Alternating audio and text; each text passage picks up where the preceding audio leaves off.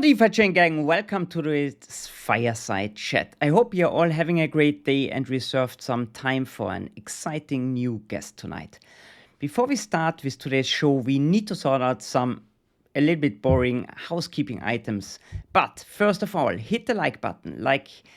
Make the internet shake like there's no tomorrow. I tell you, our guest is really gonna appreciate if you share him some love. Second of all, subscribe to the channel. I've seen about 50% haven't subscribed yet, and it would be really awesome if you help us to reach the 10,000 followers within the next couple of weeks.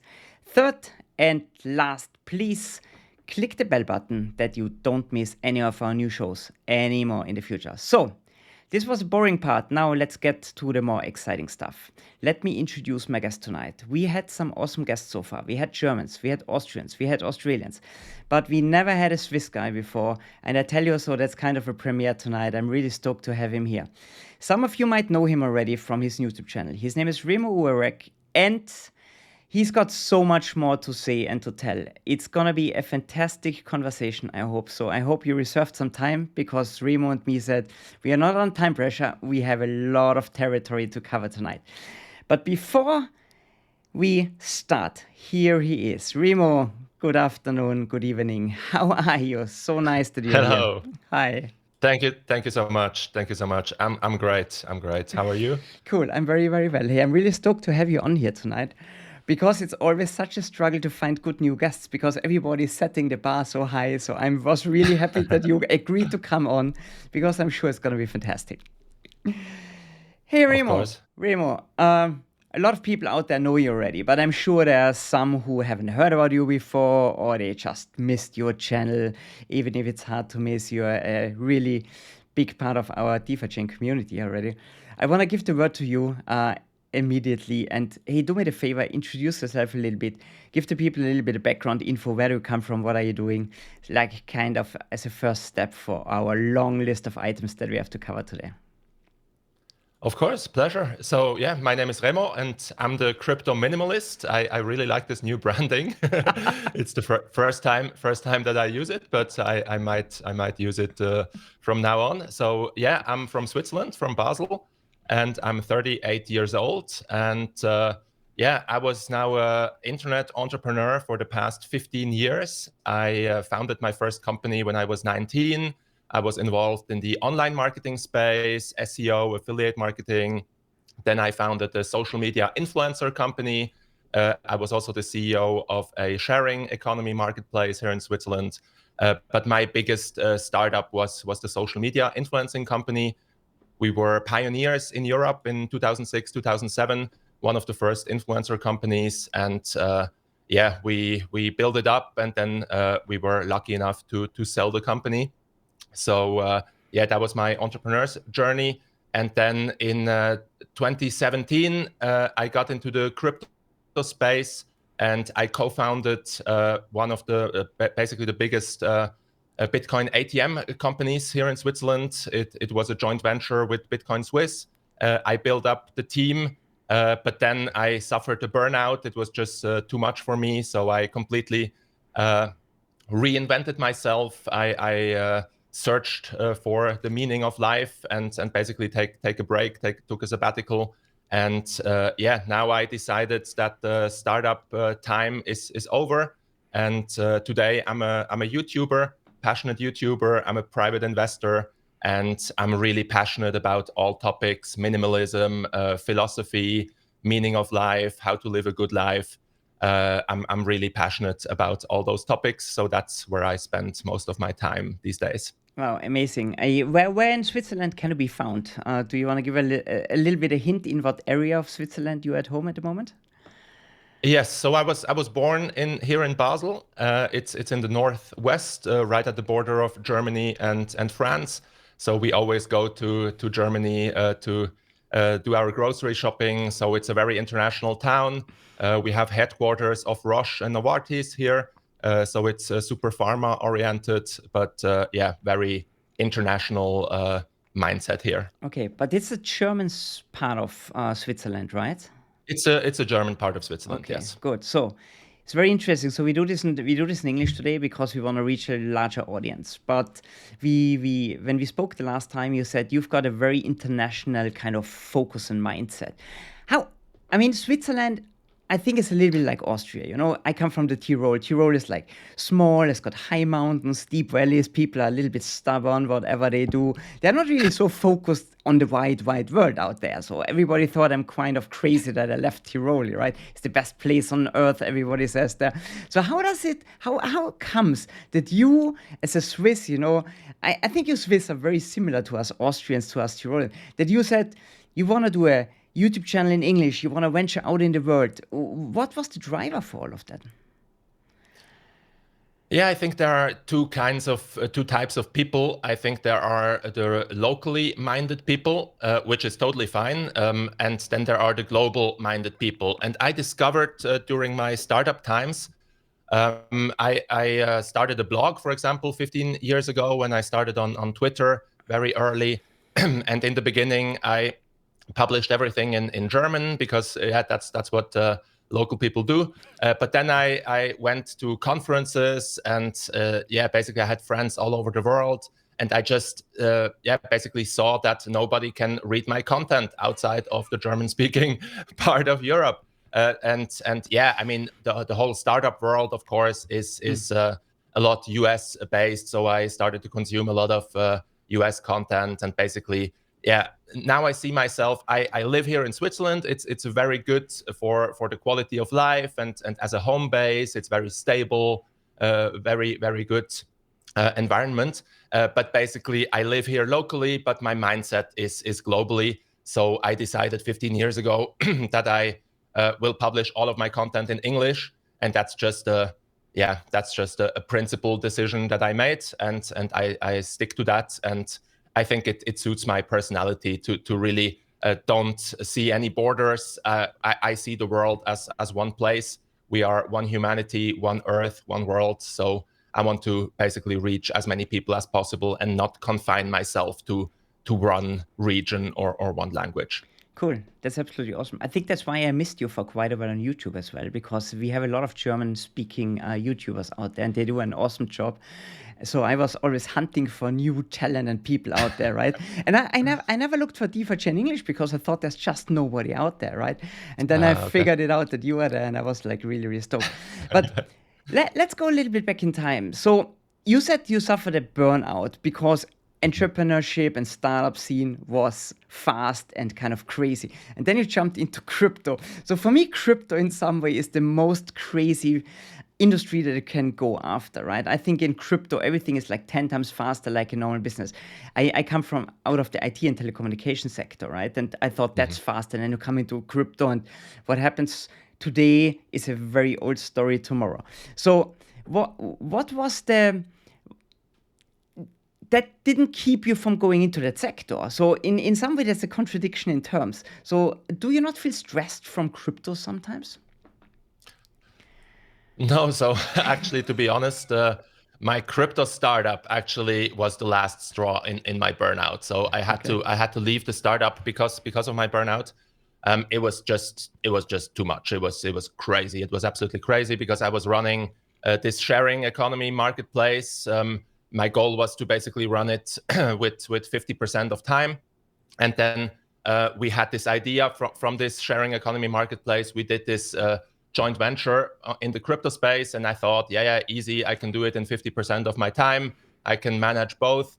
But in the end, what happens that I was doing 100% crypto or 120% because it was so stressful 24/7. It was the 2017 bull market. All the networks were super clogged up, very high fees, 1,000 problems. And then on the other hand, I had the other CEO role that I had to fulfill. And I also have a family. So I just was longing for a more balanced life.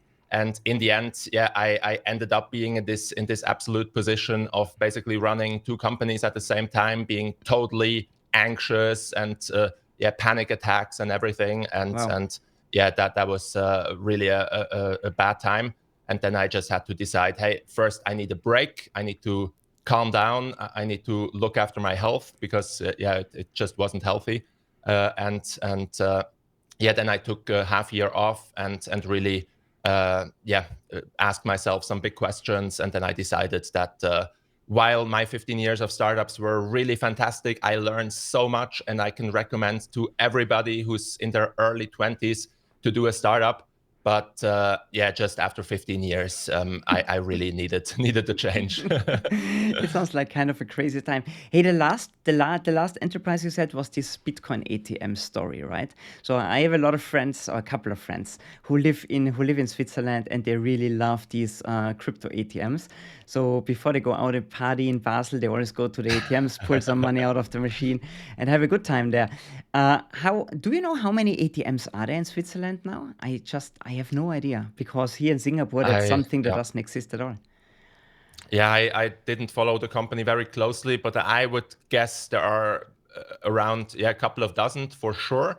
But then they also ventured out into they now have gift cards, crypto gift cards that you can buy basically in all of Switzerland. I think in a couple of thousand locations you can buy them in basically small retail shops, etc. And then they also have basically terminals where you can go to certain places to get crypto. So it's not only ATMs at this point, but I couldn't tell you the details. You would need to check the website. Okay, cool. Hey, interesting.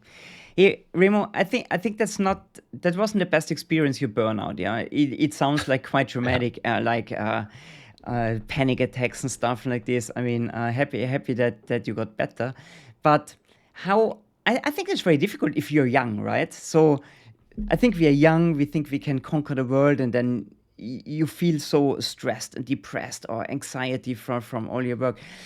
Did you get out of there actually on your own? So I've never experienced this, right? Maybe a stupid question, but did somebody tell you, hey, dude, you really have to take a break? Or was it really that you figured it out by yourself and said, okay, I have to pull the brake? Because I think this slamming on the brake and saying, hey, I step out and I take 6 months off is something super, super difficult, especially if you're so deep into businesses.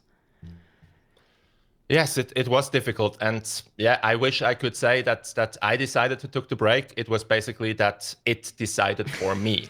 I just broke down. I mean, that's the gist of it. I saw all the red alarm signs, all the red warning signs. Yeah, I couldn't sleep anymore. I was always like super anxious, and panic attacks were starting, like heart racing and really, really bad signs. And I just figured, it will get better over time. It's just a phase. It's just, always the next step. Once we reach that, it will get better. And it never got better. So basically we prepared the company in a record time of 2 months.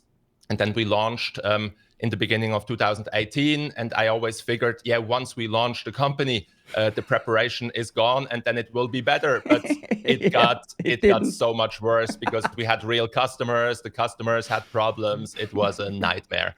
And so basically I had to stop because it was really a matter of health at this point. And then I also have to say that I have huge respect for my business partners.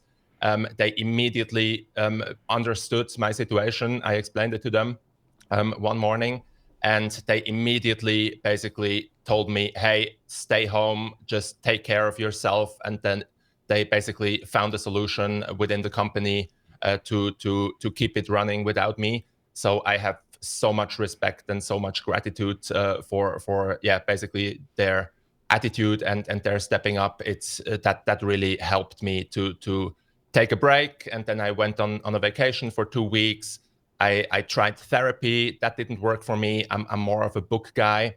And then I discovered stoicism, which is an old Greek and Roman philosophy, which covers exactly this topic, which covers how do you live a good life and basically not run away from life. So how can you stay in life? How can you be successful? How can you strive? How can you try to achieve something and not burn out and basically find the good life? Because I tried, for example, Buddhism, I tried meditation, but it always felt like escaping the world. It always felt like I went to monasteries and it was like an island, and it was always beautiful there. But then you come back to your stressful life, and everything is back on again. And with Stoicism, I found that it's really a philosophy that you can integrate into your daily life and into your ambitions and into the modern, basically Western lifestyle. Because the most important Stoics, for example, were Marcus Aurelius. He was the most powerful man on earth, the emperor of Rome, and he was one of the biggest Stoics. And the other one was Seneca. He was a super big investment banker, politician, and he was also a super influential and down-to-earth Stoic. So I really feel drawn to these people, and I read a lot about them every day. I now read a page of wisdom, and every day I do some journaling. So I learned that from them, that you really need to reflect. You need to ask yourself some questions. So for example, every day I ask myself the Steve Jobs question: if today were the last day of your life, would you do what you're about to do today?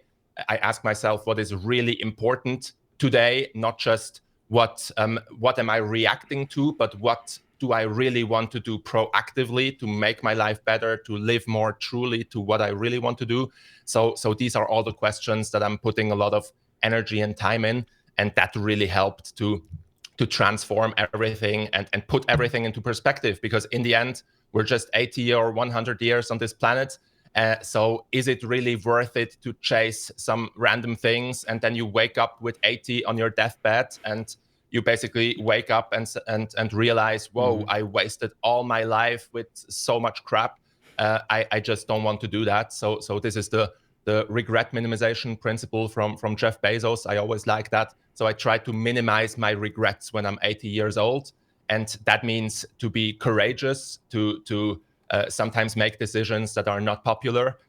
Of course, it was not popular with, basically with my startup buddies, etc. It was just a big change, and also with my with my ex-partner and things like that. So it's never easy if you try to live a life true to yourself. It always requires courage. It always requires reflection.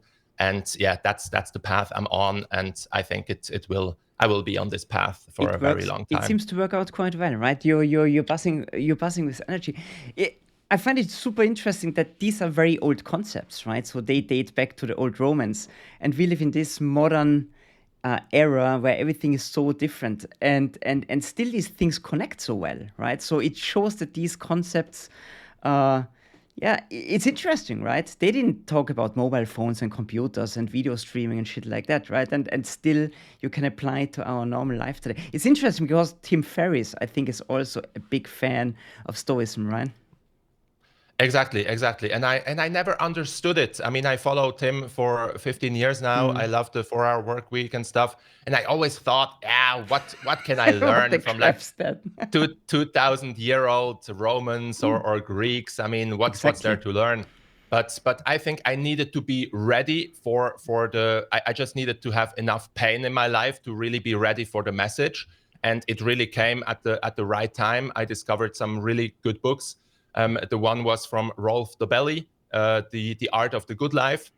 And the other one was by William Irvine, The Guide to the Good Life. All these books sound very similar, but really, really great books. And they are a tool set. And yes, they don't talk about cell phones, but they talk about basically going to the gladiator fights, and they talk about gossip, and they talk about all of these other human traits that have been with us for thousands and tens of thousands of years. So yes, it was a different time, but on the other hand, no, we are still the same human beings. We didn't evolve in the past 2,000 years, basically genetically too much.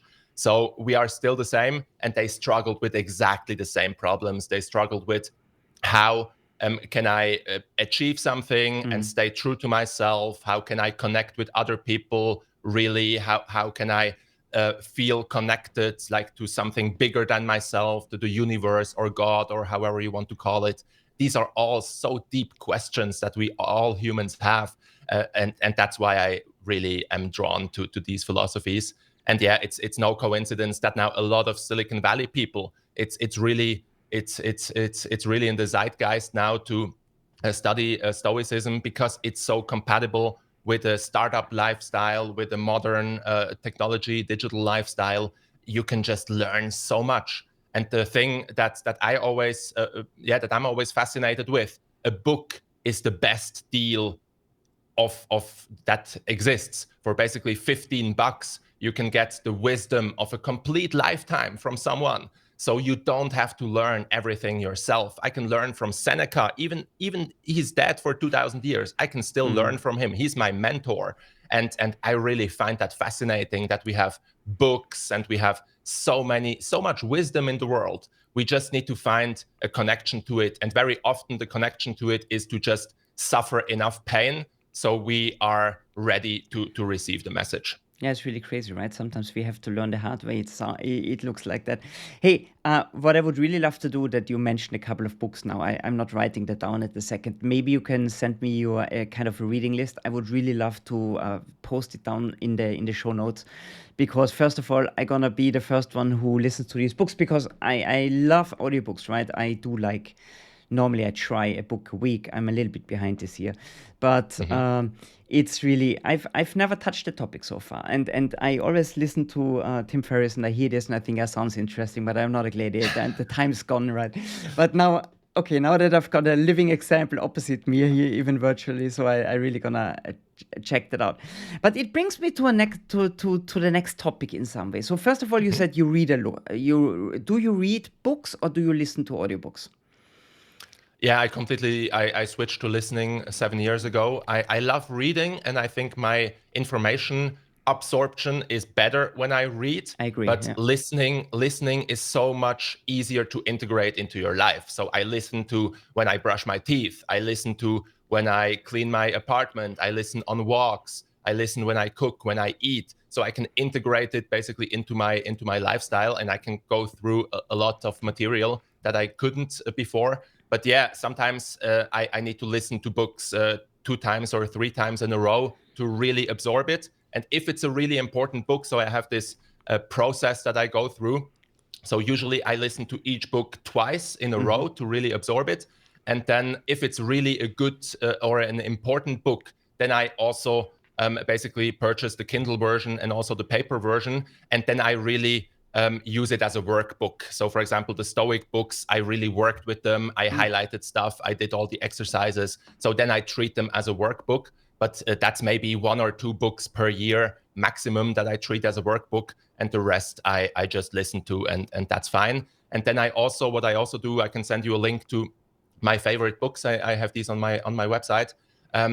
Basically, I have I don't know, 20 or 30 books that I want to reread or re-listen regularly. So I treat books like friends, and the same that you wouldn't meet a friend just one time, you shouldn't meet a book just one time. You always discover new things. So I try to reread those books every year or every 2 years to really go deeper and deeper. So I really, my preference would be to just have a set of a couple dozen books and reread them until I die, instead of just going broad and drown in information. Yeah, I always feel it's quite tricky with the audiobooks, right?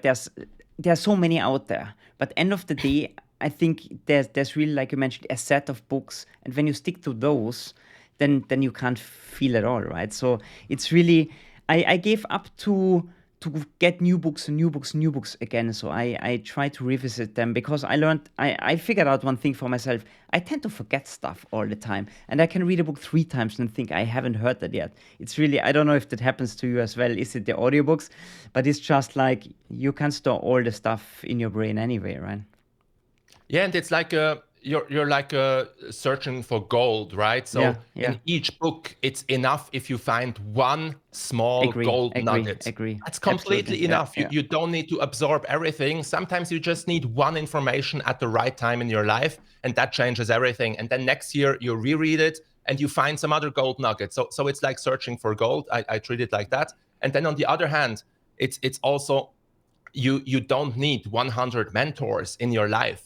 In fact, it's negative to have too many mentors, too many gurus in your life, because they sometimes contradict each other. They have different philosophies. So I just decided, I made a list of like 5 or 10 mentors that I really trust and that I want to follow. And I read all of their books and I keep rereading them. And I'm really conscious about not letting too many new mentors in my life, because it's like too many cooks. It doesn't work. So it's better to just have a set of a couple of mentors that really speak to you, and then rather go deeper than to just jump on the next guru that comes along. I completely agree. The point is that a lot of people, and I was the same when I was younger, I always thought the next mentor, everybody can teach me something new.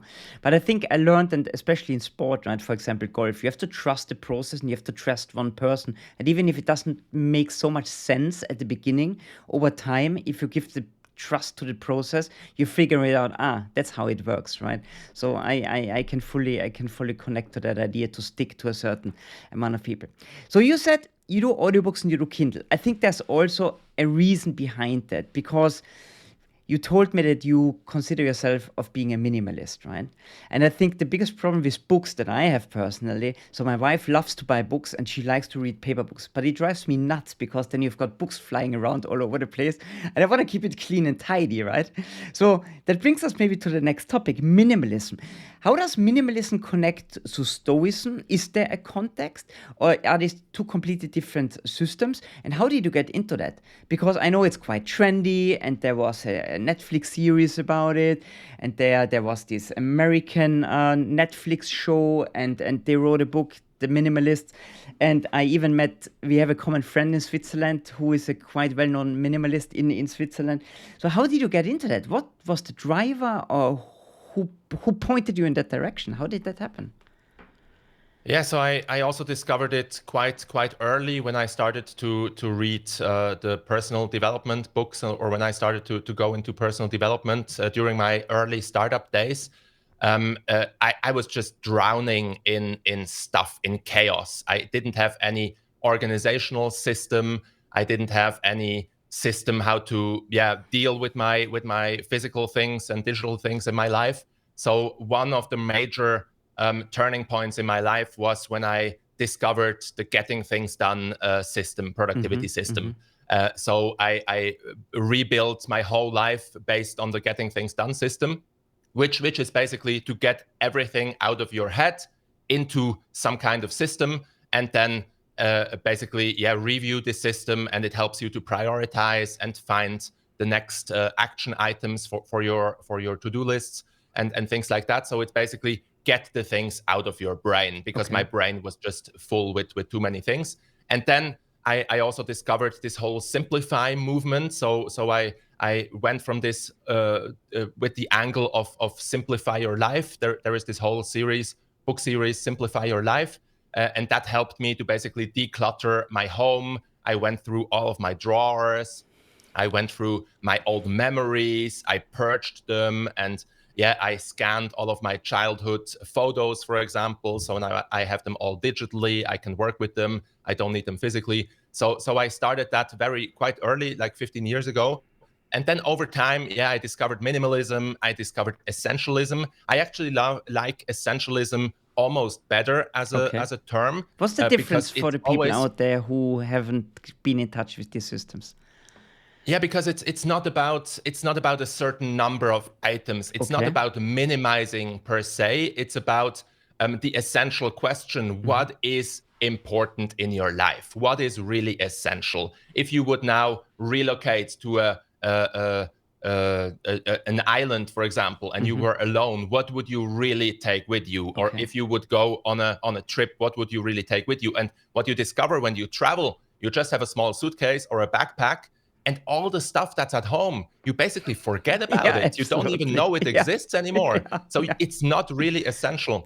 And then there are, so I like this essential question, but essentialism, it's not as catchy. So I like the catchiness of the minimalism term. And then it's really about, deciding what sparks joy in your life. So what are the items or things or even people that spark joy in your life? What brings value?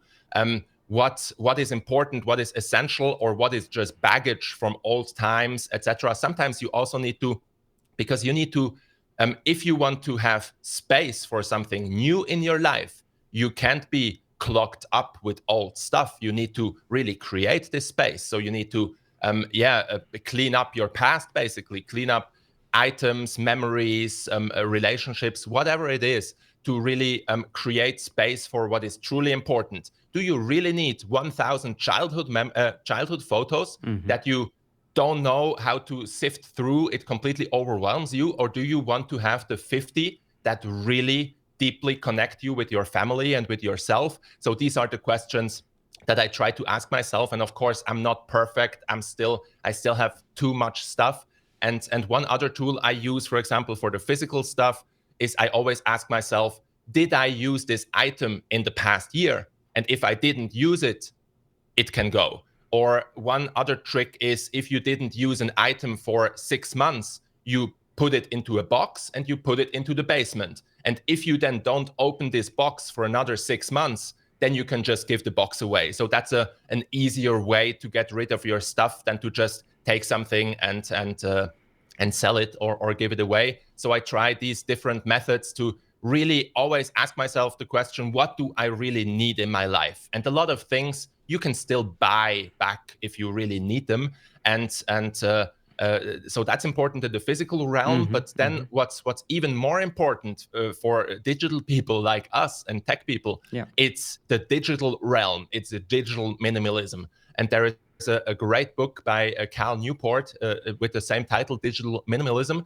And he suggests basically, rethinking everything that you do in the physical space, also in the digital realm. So for example, I decided for myself, I already did that a few years ago, but now I really decided to do it again. For example, I deleted the Twitter app and the Facebook apps from my phone. That doesn't mean that I deleted my accounts, but I just don't have them readily available. I disabled all of my notifications on my phone. I don't get any notifications. I need to go to WhatsApp to see whether something is new. I really don't want to be distracted, because our attention is basically the most valuable resource that we have, our energy. It's even more scarce than our 8 or our 16 hours in the day when we are awake.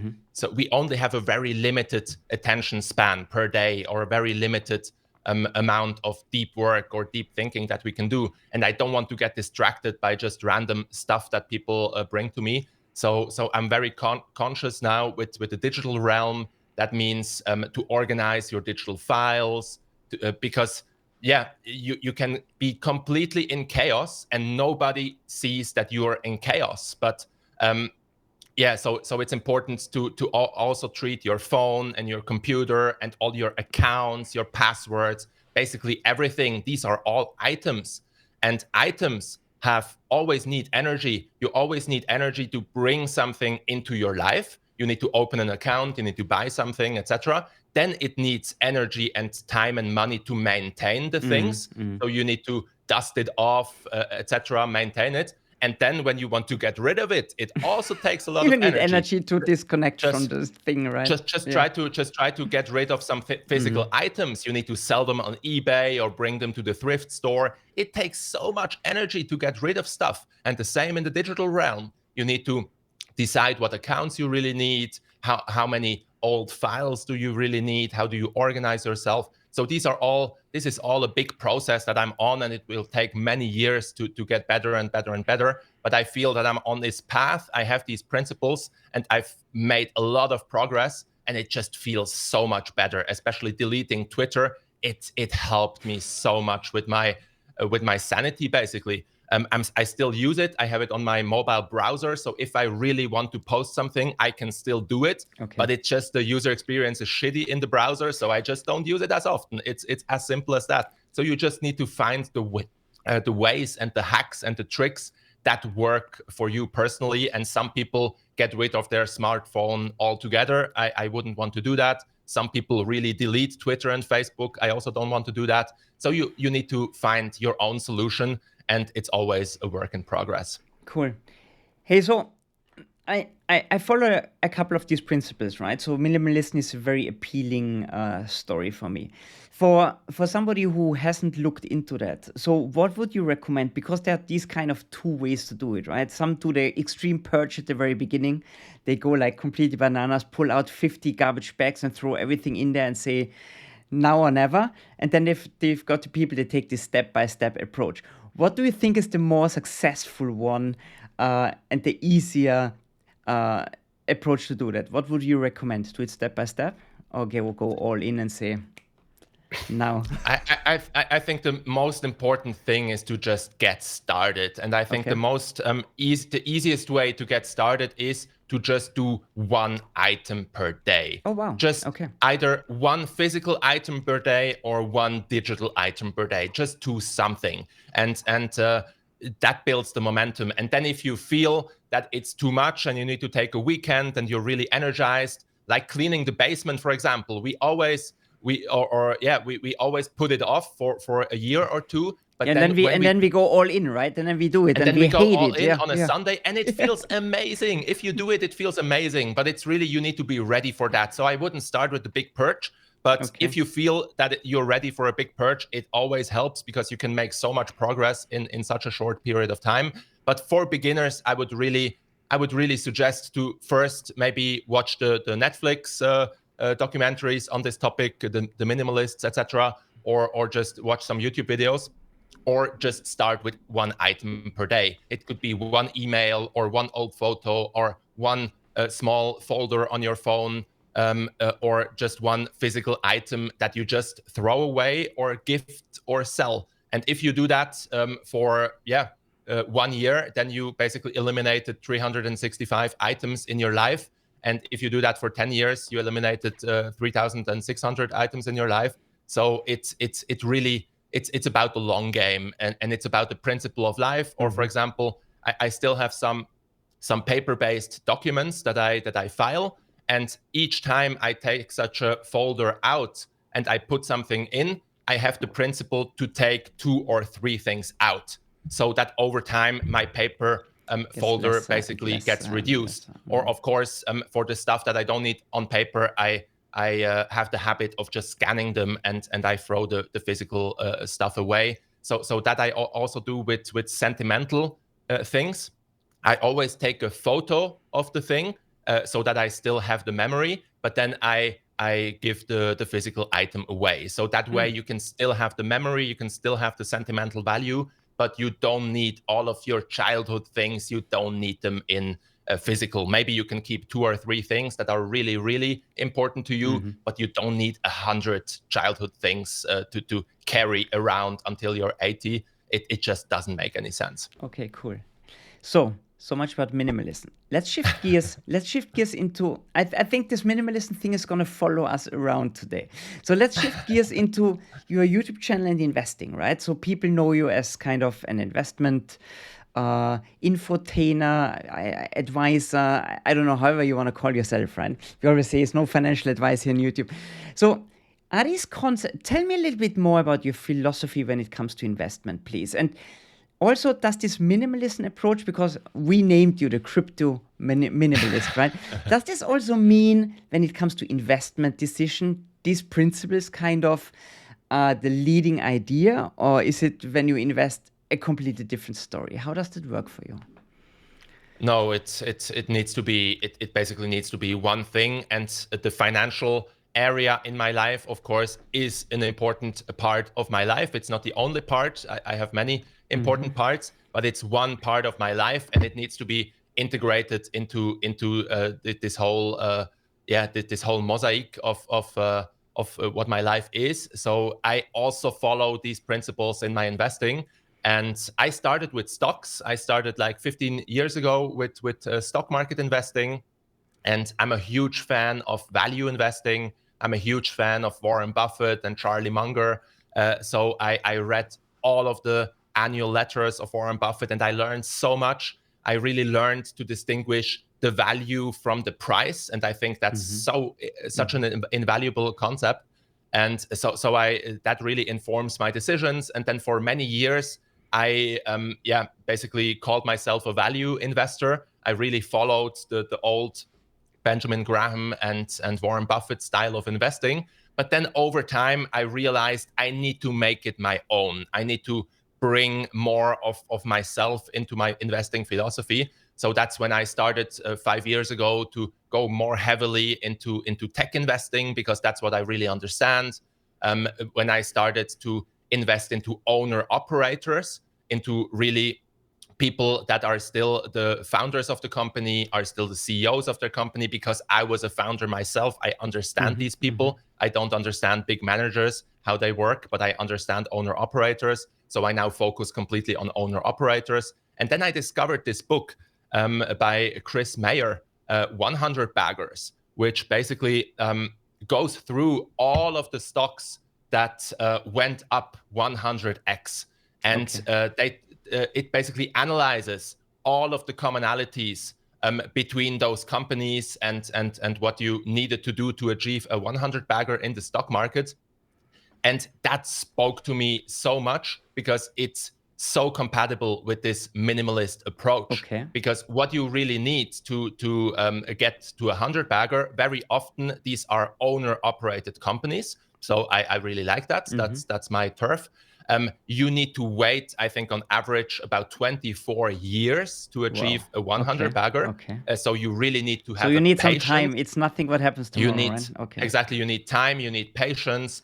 You basically, also need confidence, because there will be lots of ups and downs. Many of these companies have drawdowns of up to 80%, not just once, but multiple times over their lifespan of a 100 bagger. And many of these 100 baggers end up being 1,000 or 10,000 or 20,000 baggers. So it's not about 100 baggers. It's really about building this compounding machine, and just pick the things that have a long runway. So another ingredient is you need to have a long runway. The companies need to be able to reinvest, need to have a large market, untapped market, to reinvest and basically build their snowball.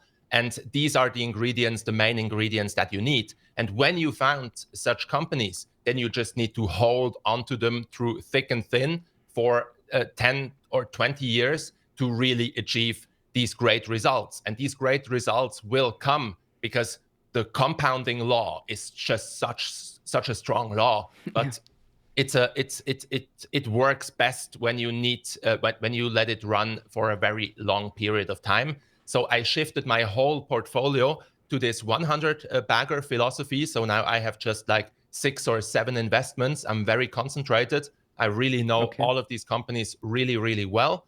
And of course, crypto is also one part of my portfolio, but I still see myself as a stock market investor, because these are productive assets. They really build something. They create real value in the world that is tangible. They create cash flow and profit. So I really like that from an entrepreneur perspective. But then on the crypto space, I really also see it as an asymmetric bet. I really see it as a potential completely disruption of the financial sector. And I love the philosophy behind it, to have one global native digital currency. I love to separate the state from the money and all of these philosophical things. I really love that about crypto. And that's why I bet on it. And I also see it as a really great asymmetric bet. So this is currently my investing philosophy, and for me it works really well, because I'm not a trader. I never trade. I haven't made major changes in my portfolio for a year or two now. So I simply buy, and when I have something, I keep it for a long time, and I try to stick to this philosophy, because I know that in the long term it works. And yes, there will always be headwinds. Now we have inflation and blah, blah, blah. I just don't care about that, because in 10 years, it will all work out, because these companies will keep growing. They will keep gaining market share, and they will keep changing the world. So I don't care how the inflation or interest rate environment is now in the next 6 or 12 months. That's completely irrelevant to me. And that really helps me. That liberates me to have time for YouTube, because I'm invested and I don't trade. I follow the companies basically out of curiosity. So I don't have to follow them, but I want to follow them because it's in a way my hobby. I'm passionate about Tesla and all of these companies that I'm invested in. But I still have a lot of time because I don't trade. So that's why I decided I want to have an impact in the world. I feel I really have something to say. I have some life experience that I want to share. I love learning. I love sharing. So that's why I started with my YouTube journey. And that's why I spend so much time on it. And it really, it benefits both sides, because when I do a YouTube video, it really forces me to explain my thinking, to clarify my thinking, to create some Excel sheets, to basically, show my thinking. And that really informs also my own conviction and my own investing. So it benefits myself and it also benefits my audience. So that's why I do it, and I really love it like that. That's very interesting that you mentioned that, because with all the YouTubers I spoke so far, everybody had kind of the similar idea. They say, if I'm able to explain it to somebody else, then I have really understood it. And that's a lot of reason why people start YouTube channels, because they say, I really want to go deep into this rabbit hole and I have to force myself to make it myself really understood before I explain it to others. But now I understand much better, Remo, after you explained that, because we said crypto is a kind of a stressful environment, right? But the way and the time horizon that you apply to this whole industry is not, you don't let the short-term market environment like influence you and make you panic. You kind of say, you're going to sit it out, everything's going to be fine. You put your money on the right horses and then it's going to be good. Okay, makes complete sense. Hey, your distribution, your diversification, your portfolio, you said you're quite focused on a couple of tech stocks now. So maybe can you give me a rough idea about percentage-wise, like crypto is at asymmetric bets, so I assume your invested money compared to the stock market is far lower. Is this a 20-80 or 30-70? How do you split it up between crypto and stocks?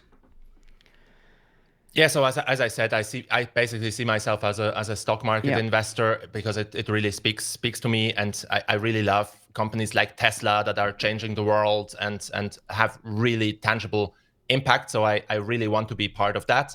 So it's the vast majority of my portfolio is there. And when I started in 2017 with crypto, I just started with a couple of percentage points of my portfolio, and of course this grew with the rising prices a little bit, but it's still the vast majority in stocks, and I like it that way. But I wouldn't rebalance if now crypto would. That was my next question. This was exactly my next question. If crypto would completely outperform now stocks, which is possible, and of course I hope that it will do, because I hope that crypto will change the world.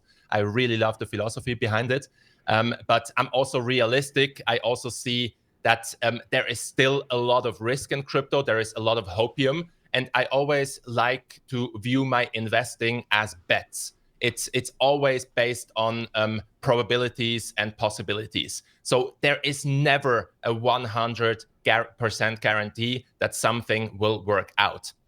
So that's why you always need to have a certain diversification in your portfolio. And my crypto could go completely to zero. I would be completely fine. My Tesla could go to zero. I would be completely fine. So I have enough diversification to be fine, but I also have enough basically concentration to if those bets really work out, that they really have a big impact on my portfolio and on my life. So I like to structure it like that, but I want to let it run basically and not rebalance anytime soon. So how do you feel if Warren Buffett talks about rat poison when it comes to Bitcoin?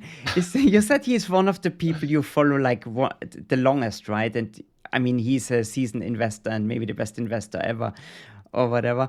So how do you feel about that if Warren Buffett says something like this? Do you have a problem with that? Or you're because you're in both, right? You follow him, you love Bitcoin most likely. So how does that go down for you? Yeah, I completely, basically, I try to now live true to myself and to my own convictions. So I completely disconnected myself to basically wanting his approval or his stamp to do something. So I'm completely happy with doing the complete opposite of what he is doing. Okay. But that wasn't always the case. So in the beginning, he always said, one of his principles is that you always only need to invest in things that you understand. And he always said that he doesn't understand technology. So that's why he's not focused on technology. He's focused on insurance and other areas. And I let myself influence from that in the beginning. So I let myself be influenced by that. So I was hesitant to put the vast majority of my portfolio into tech stocks, for example, in the beginning when I started investing, because Warren Buffett was not a fan of that, and I was trying to model him. But over time, I grew out of that, and now my portfolio is complete opposite to his. But I still think that the core principles still apply. And right now, what I really love about him is the principle of you always need to look at the value of something in 10 years, the possible value, and then compare it with the price. But the price is not the reason why you buy it. It's the value why you buy it, or the probability of the value. So basically, the upside needs to be much, much bigger than the possible downside. And that's basically all that investing is. You find these opportunities where you, for example, have a 10x upside and only a 1x downside, of course, your initial capital. And then if the probability is, for example, 50% that it will work out, then your expected value is still 5x of your money. So it's bets like that I really like. And he also talks about having a margin of safety to always have enough diversification so that one investment doesn't wipe you out. He says that basically, leverage, you never should invest with borrowed money. And it really speaks to me because I don't want to have more stress in my life. So I have a no margin and no leverage philosophy. I never use leverage for anything. I don't have any loans or anything in my life. So these are the principles that I follow. But of course, I mean, he's now 90 years old. It's really not his focus. But I believe that if he were 20, that he would be a crypto guy. I'm really convinced of that. Good point. Why actually not, right? Yeah, we should never forget his age.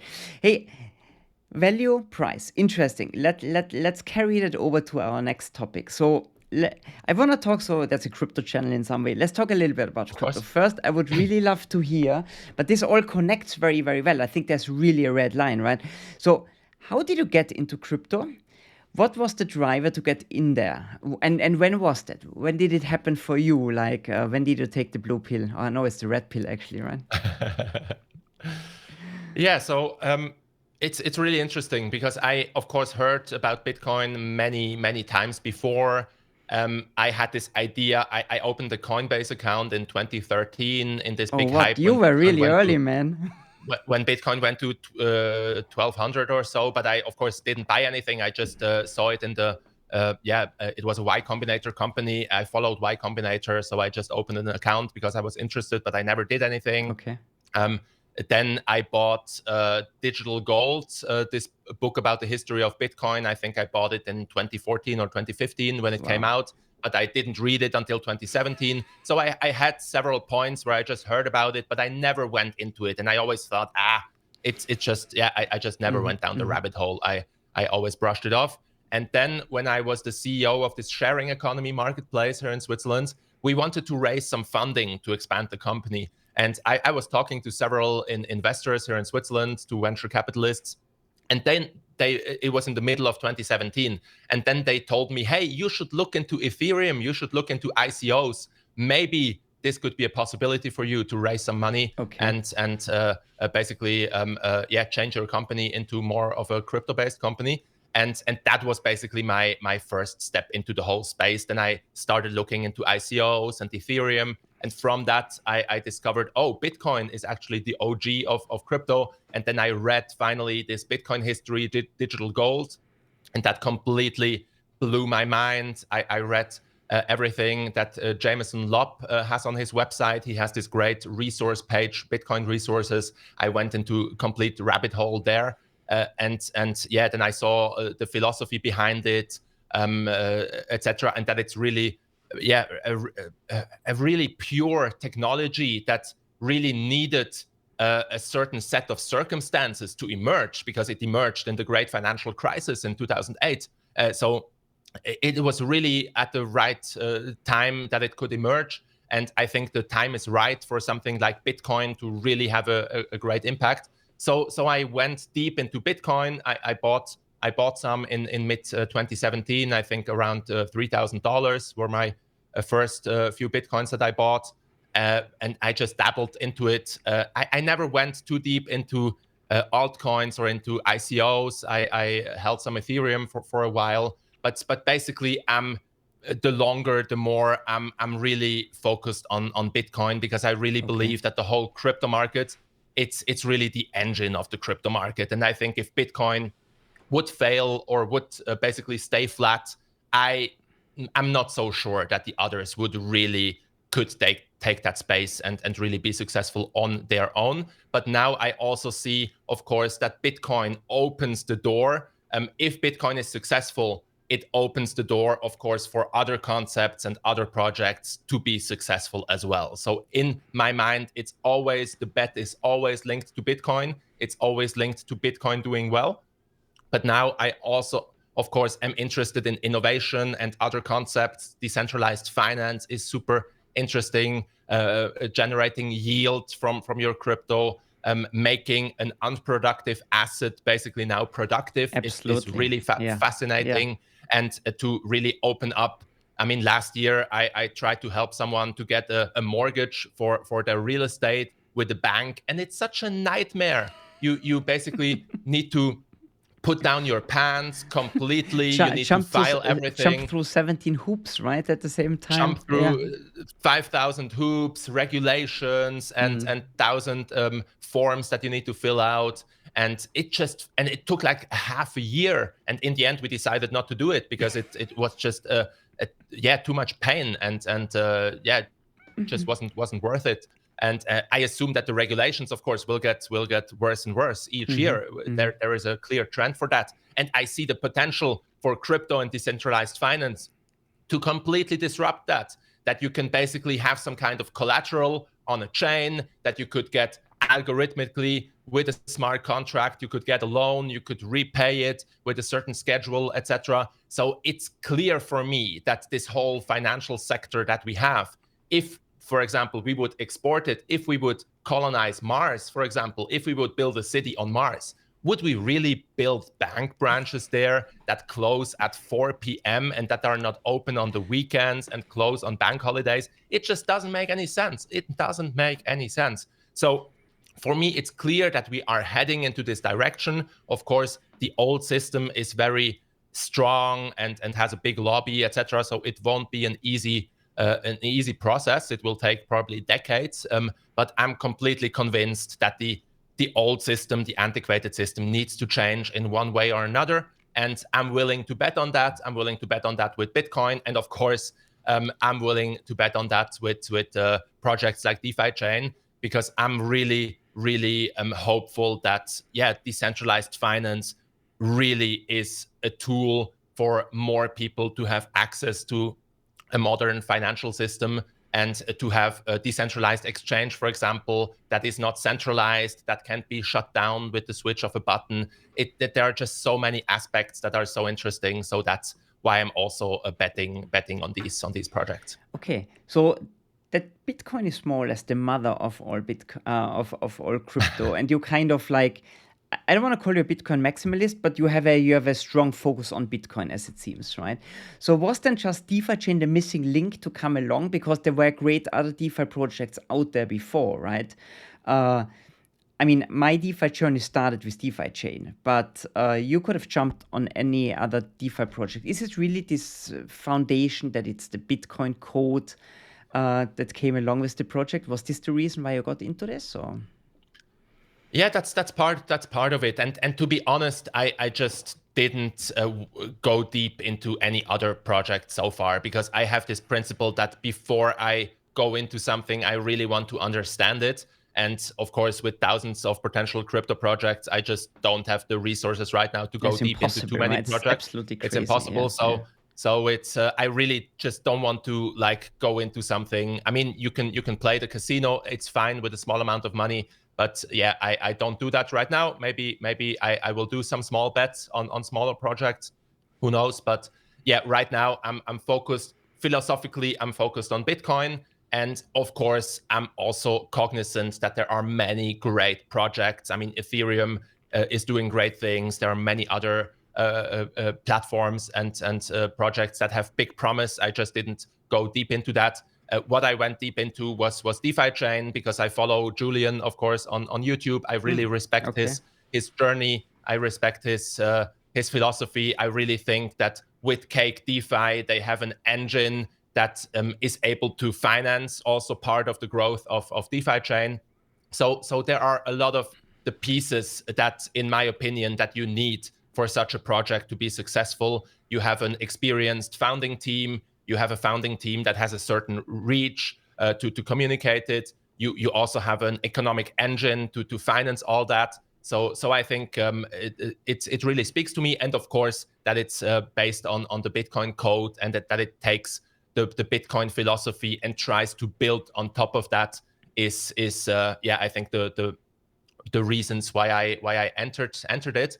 And then of course, I invested a certain amount of money, just as a relatively small part of my net worth, because I still see that it's risky. It's a small project, but I also see the huge upside that it can have. So it plays into my asymmetric bet philosophy. And then I just fell in love with the cash flow, with the rewards, because I mean, who wouldn't? I mean, it's really fantastic. And then I started to make YouTube videos about it, and it really worked.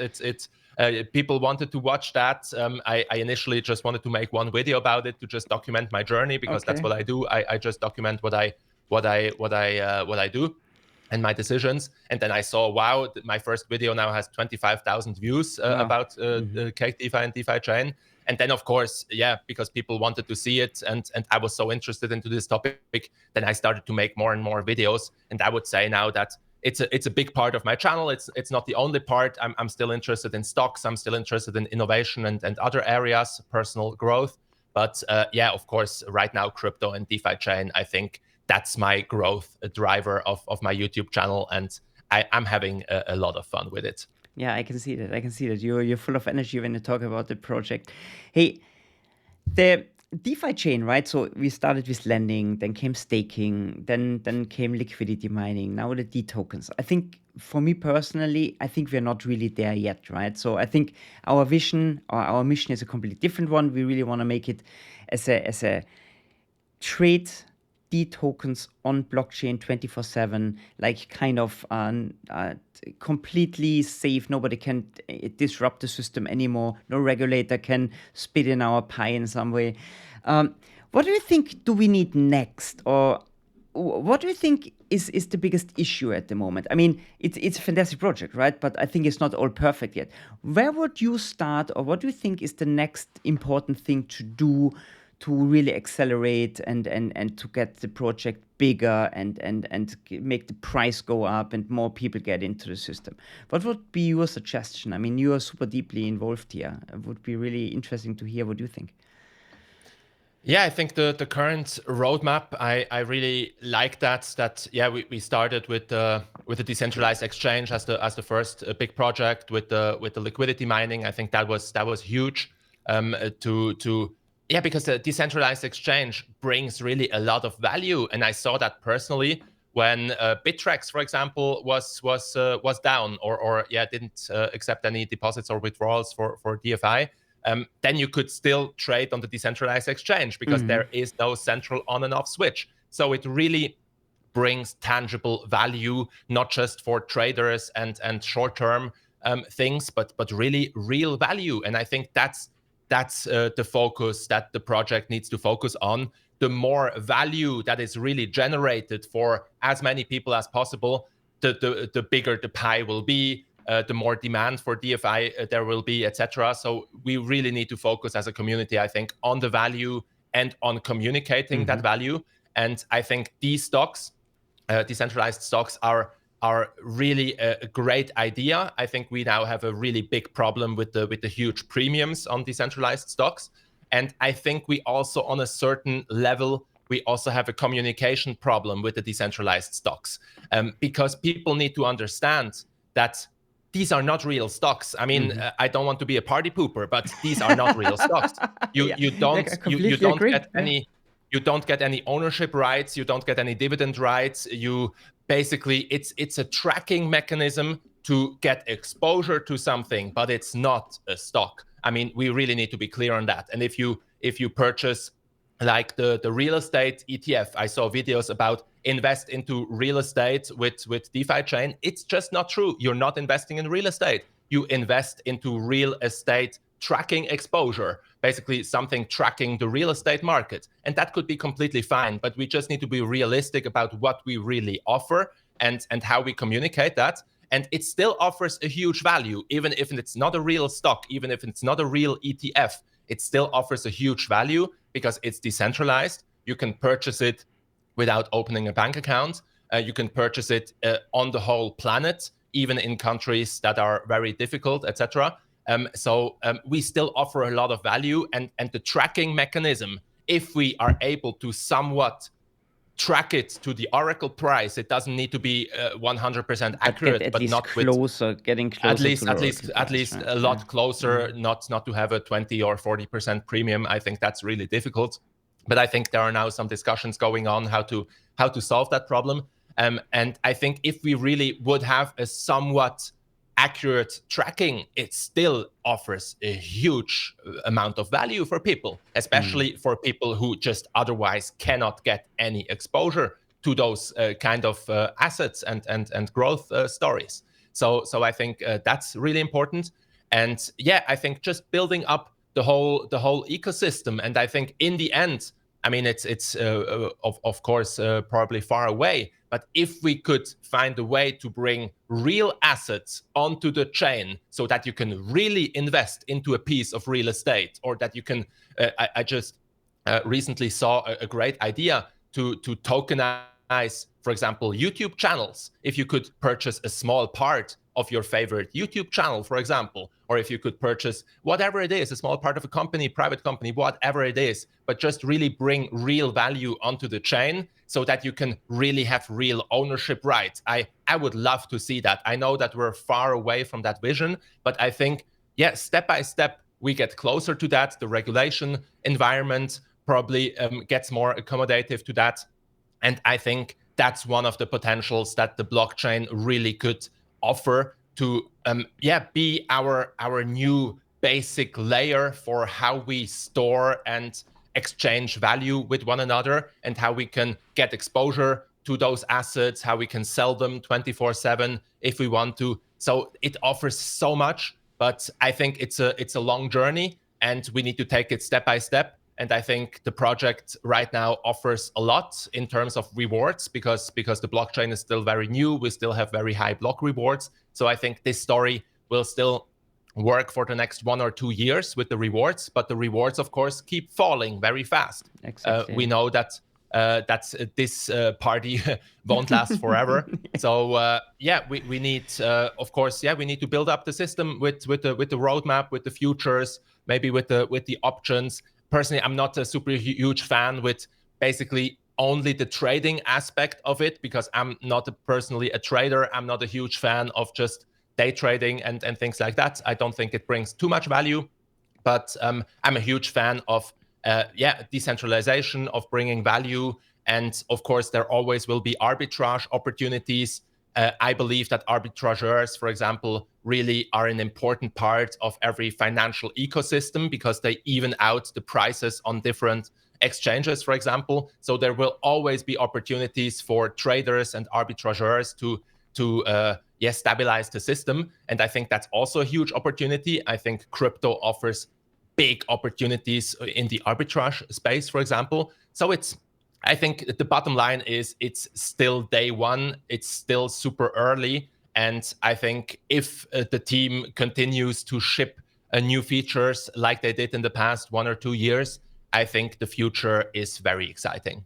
Sounds good. Yeah, I completely agree. I think we are on our way, we are maybe 20%, right? So the D tokens are live, but I think what we see is a very baby product. So it really has to grow up and get better and stronger. And I can see how you're kind of in the middle of the thing, right? So you want real ownership rights, you want dividends, you want the real thing, but you also see the opportunities of this kind of virtual baby out there. So it's going to be interesting how we can balance that out, right? But there might be a market, or I'm sure there's going to be a market for both products, right? Especially if you can make it accessible for people out there who cannot open a trading account on interactive brokers or whatever, right? So, but I also see a big challenge in bringing it to these people who don't have these possibilities now, right? Because they are regionally far away, they're in a different continent, they might have completely different financial resources. How do we get this with this? You still have to get on the chain, right? You need an on-ramp. And if you're somewhere in the middle in Senegal in a desert, so it's nice, the idea is nice to trade D tokens on the chain, but how do they get money on the chain, right? I think there's so many things that we have to solve. But yeah, it's really interesting to see that you're a little bit torn, right? You like both worlds. So how can we really bring this together? And I'm very happy that we have a new marketing team on board now who really tries to drive these things forward. And I think we really, in our mindset at the moment, we are all liquidity miners. We are all, we are stakers, right? We are not really D token users on the chain yet.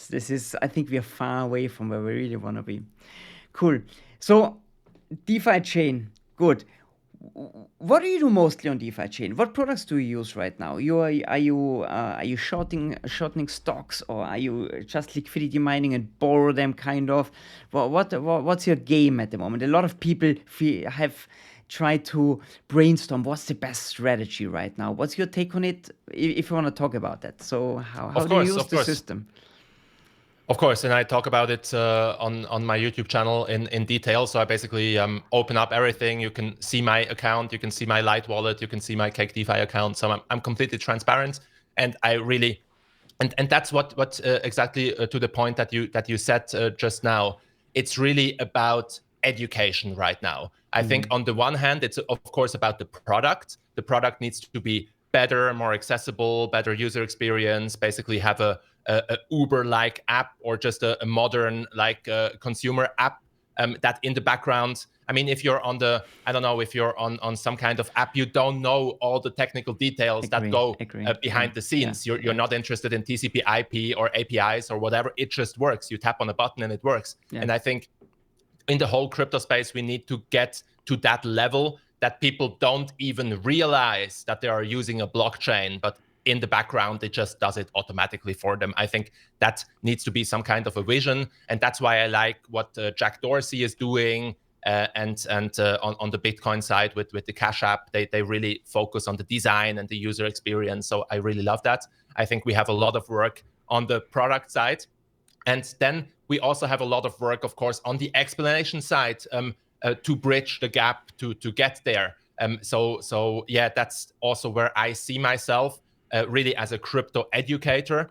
And to really, I want to start a series basically for beginners, basically at Adam and Eve, and really start. I love this idea, what is a blockchain, and how does it all work, and why rewards? There are so many questions if you just start on this journey. And yeah, how do the coins get created? I mean, there are you could make a million videos Remo, about. It's so cool that it's so cool that you say that, right? Because I think. Yeah. We sometimes really miss out on all our channels with the basics, because we are so far and so deep into the rabbit hole. We talk about liquidity mining and permanent loss and slippage. These are all fantastic problems to solve and to explain, right?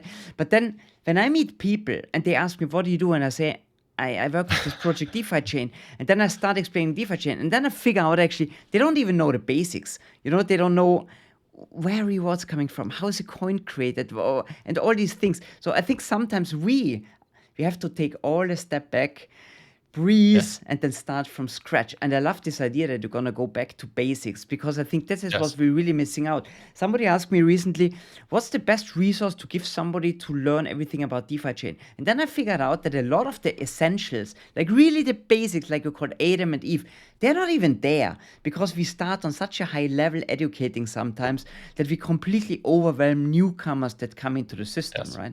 I like that. Yes, and I'm looking forward to exactly, that. and I see a huge opportunity for that. We basically need, in my opinion, we need as many people doing that as possible, Yeah. because honestly, I mean, I read so many books, I spent thousands of hours, but I couldn't, I can't confidently say that I really understand Bitcoin, for example. I don't really understand it like on a fundamental level, and I really want to understand it. It's my own, basically, needs that I want to do, and by doing that, I also want to explain it to others, and by explaining it, I understand it better. So it's, again, I will benefit, and I think newcomers will benefit a lot from that series that I plan. But yeah, I could think of probably hundreds of videos that you can make as a beginner series, and I think that's really important, because we need to start at the beginning. Yeah. Because Back to of basics, course right? you could of course you could yeah, of course you can talk about liquidity mining and the best strategies, and we need to talk about that. I of course want to talk about that, but we first need to understand, how does a blockchain work? Where do the rewards come from? Why do we have rewards in the first place? Etc., etc., etc. Because again, back to Warren Buffett, only invest into something That if you you really really understand. understand Yeah, but it. so many people don't And understand it, because yes, we all know why yes.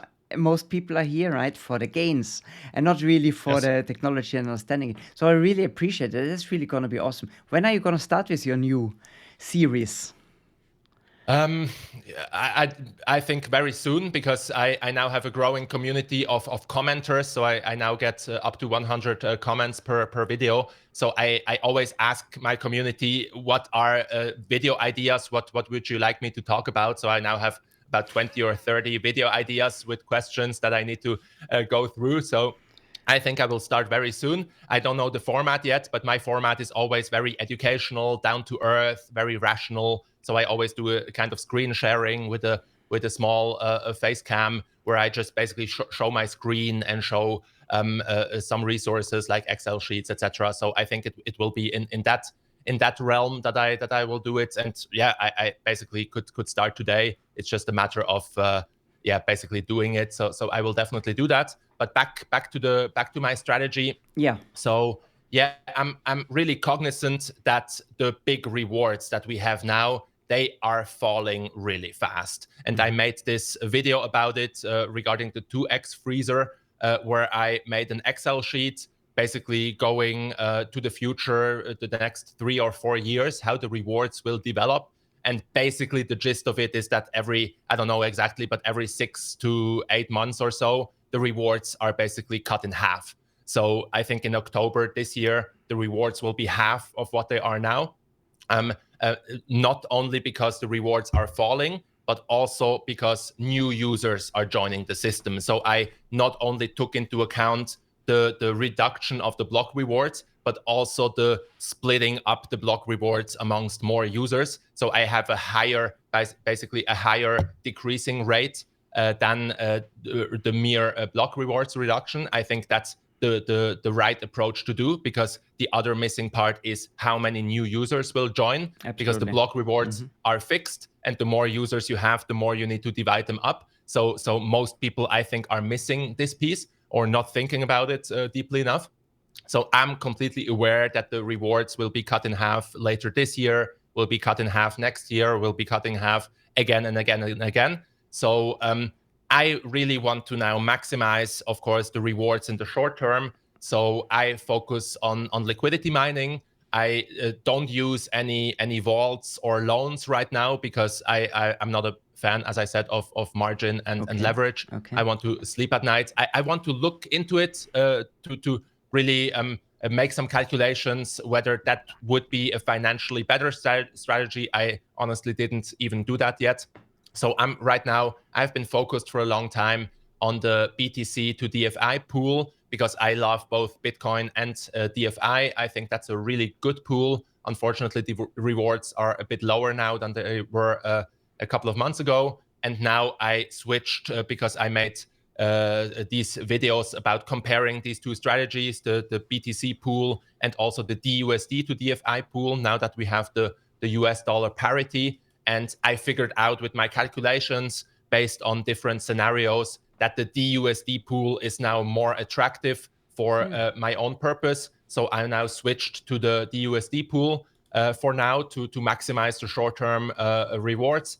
But in the middle to long run, I think that I will go back to the BTC to DFI pool, because the problem with the DUSD pool is that if DFI would rise really substantially, then you would have an impermanent loss of up to 40% or even more. So if DFI would 10x, you would have a impermanent loss of 40%. And of course, if DFI would 10x, then the chance that Bitcoin like 2, 3, or 4x is also there, or very highly probable. So then the impermanent loss would be much lower on the Bitcoin pool side. So I always try to look at different scenarios. I always try to not make decisions just from my gut feeling, but always try to undermine them with some kind of an investment thesis or some kind of a spreadsheet to help me make a decision. So that's what I share on my channel. I share completely everything what I do. And yeah, so right now I'm in the DUSD pool. I have about 50% of my assets. I have them on my mobile wallet, and I have about 50% of my assets on Cake DeFi. Again, not to maximize the profits, but I like to sleep good at night. So I like to have a certain diversification, to be decentralized, but also with a centralized service. And of course, I'm also on Cake DeFi so that I can really experience the product firsthand and still make good videos about it. So that's part of the decision to keep a significant part on Cake DeFi. But yeah, that's my setup right now. And I think it's a good setup. I will review it regularly, and then I will keep people posted on my channel how it will develop. Cool. And I like the setup, so I can really I completely agree to it, especially when you said the DBTC DFI pool. Very interesting. I was just looking into this yesterday again because I thought, how I gonna rebalance my allocation here on DeFiChain. And I think we complain on a very high level. I think it's still 60% on DBTC DFI. It could be worse, right? For two so cool assets at the end of the day. And that's just APR. So you always need to calculate it. Always need to compound it to APY. For example, I made a decision. That's also the minimalism thing. I really see myself as a crypto minimalist. So, for example, I don't compound every day. It's just too stressful for me. I don't want to deal with that. I compound once per week. And if you just take 2 minutes and go to the APR to APY calculator, then you see that the difference between daily compounding and weekly compounding, right? It's just 1 or 2% per year. It's minimal. So you could do it easily once per week or even once every 2 weeks, and it's completely fine. So I really try to live that also in the crypto space. I do it every Monday. So today is Monday. I will do it later today. So that really, yeah, it's just I want to improve my quality of life and I want to use those tools and not be used by them. And in the beginning, when I used the mobile wallet, I compounded 3 times per day, and it was super stressful. And I just asked myself, dude, what are you doing? I mean, it just doesn't make any sense. And if you then, again, you always, the gut feeling, you need to then, just look at the calculator. It's just 1 or 2% per year. It's so funny that you say that, Remo. Yeah, it's so funny because it's not. I catch myself sometimes. I say, "Oh, they're DFI. They really have to be reinvested now." And this is so funny that you mentioned that. This story, the APY calculator. I think I've done this last week, and I thought, dude, hey, really chill out, man. It makes so little difference, weekly or daily. It's really not worth the headache. Yeah, and on the other hand, I have an account value of close to $100,000 in total. So who cares if I have another $50 or $100 or $300 lying around? If you compare it with the whole asset, it's not even 1%. So yeah, why should you be stressed about it? So you could even do it once per month and you would be completely fine. So again, always take a step back and focus on your quality of life, because you only have one life. We have we have enough time if we use it well, but if we if we waste our time, it will be gone very fast. So we need to be careful. And I think that's my message. And I want to bring that message more to my YouTube channel because I think it's a valuable message. I think a lot of people stress themselves out too much in the crypto space. They do margin trading and 10x leverage and whatever. I mean, it just kills you if you do that for long periods of time. You don't sleep well. You're always anxious. You're always on your phone. You cannot concentrate on relationships anymore, etc. So yeah, always take a step back and ask yourself, is it really worth to invest this much life energy and stress and anxiety into your financial life? For me personally, I have made a decision that it's not worth it. I want to use it as a tool and not be used by it. So that's why I do what I do. I'm curious, what is your current strategy right now on the DeFi chain? Can you tell me about it? Yes, of course. So I'm deeply into liquidity mining, but I do it different. So I have my vault, and I don't sleep well some nights. So no, I try to be on the safe side, but I kind of have a close eye on my vault. But I like your message. I really like your message, and it really makes me think sometimes, because sometimes I think it stresses me out a bit, the whole story still.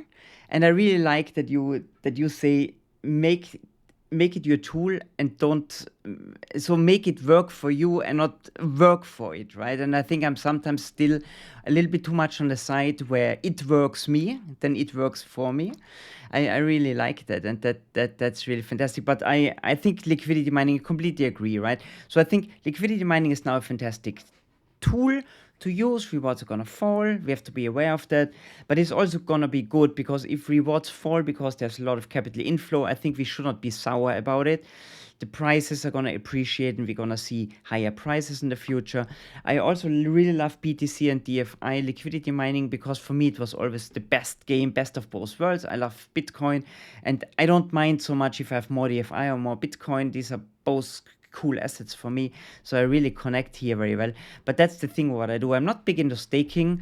We have a masternode running from the DeFiChain news show. Everybody knows that we do it there, but I'm more like liquidity miner, and I also like to be quite flexible in my investments. So I like a project long term, but I don't want to tie myself up over a long period of time. So I always love, even if I miss out on some rewards, I love absolute flexibility. And if I think tomorrow this is not my thing anymore, I want to have the possibility to move it and move on, right? So even being long-term in a project, I want to be flexible. And with this said, for me the vault is a good tool, because if I think today Amazon DUSD is maybe not a good pool, then I just return my D tokens and borrow some new. So that's where I differ a little bit from your strategy, but overall the main tool is the same, liquidity mining, and I love it. And I think we are blessed that we're in this project at the moment.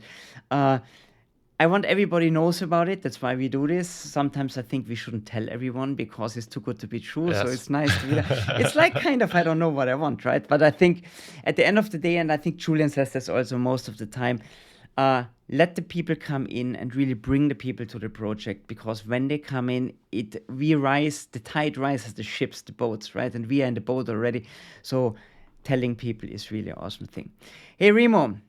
1.5 hours. Hey, I thought I think we just passed the 1 hour mark, and it was flying. But I had this fear. No, I don't want to say I had this fear. I knew we have so many interesting topics. I think we could really learn a lot from you today, like this kind of stoic approach to everything in life, and especially I said at the beginning, hey dude, you had burnout, you go into crypto, did you not make it even worse? But now I fully understand the way how you do the things, that you let the product and crypto work for you and not work them, or not that they work you. So I really like that approach, and I think this was a really, really interesting insight in your thinking, and I learned a lot today. Hey, I really appreciate you, and that you took the time to explain that. A lot of wisdom here today, very philosophical, but I love it. It's very, very applicable to everyone out there, I think. Appreciate it. Thanks for coming on today. I think, yeah, guys, check out Remo's channel, subscribe to his videos. I think they're very clear, very precise, very sharp. You heard him now. A guy to follow and a guy to look out for in the future. Hey, Remo, thanks so much for coming on today. Thank you so much. It was so much fun. It Such a was pleasure. really so much fun because you know what I really liked, that we didn't only talk about crypto. There was so much more wisdom and so much that I can really relate to.